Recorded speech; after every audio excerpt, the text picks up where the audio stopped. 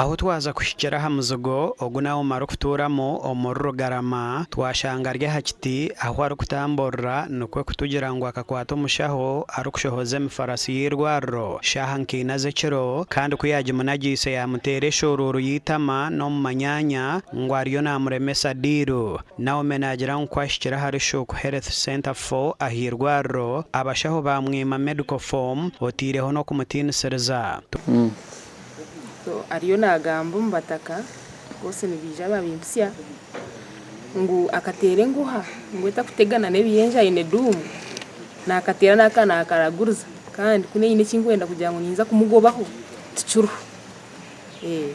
so hata nanye kumpuyire by'ugambo ati ndiyo ndiye cyumuga nondeba nkundi bene nkore mirumo yanje so nanye nahura najiro kunyigisereza umutima Ugambire hono mushaho Penrop Arieja orokutunga mwaka kumo atiyo nokwe kwakanisa ebero kumugambwaho dise atereka kugambira Michael owatiirwe the thing which annoyed me why they saturated different stories me I was on my duty I was on night duty I was supposed to I had a patient I had a patient yana bataka kumandaliza anywire when she's coming on the duty aggressive and drunkard this is aggressive and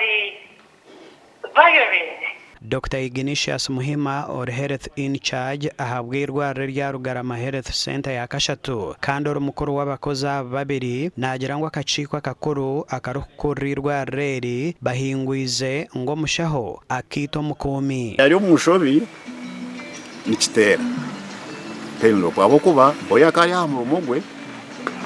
konkana bwe atonureba abakaze babi n'ushongashonga bwabo ngabantu bakuru okunta kwenda amanya ndamine bwiko ngaba kabatine conflict yamani nyuma so tukaruvinga twagira ngo kitera penlo no ayo musho that's why we said mbu ashashorere ki irwaru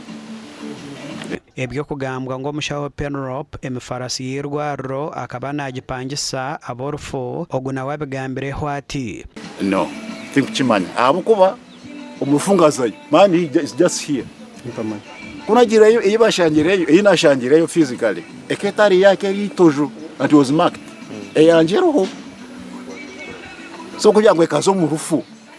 to think champion kaba tushikere office ya mukuru w'abakozi ahabwa district ya Sheema aho tushangiramo muhwezi we atyo yatugira ngo enshongeze z'abakoza babiri zikiri aharurengo rwegombora gasha kwa Mike Twachire.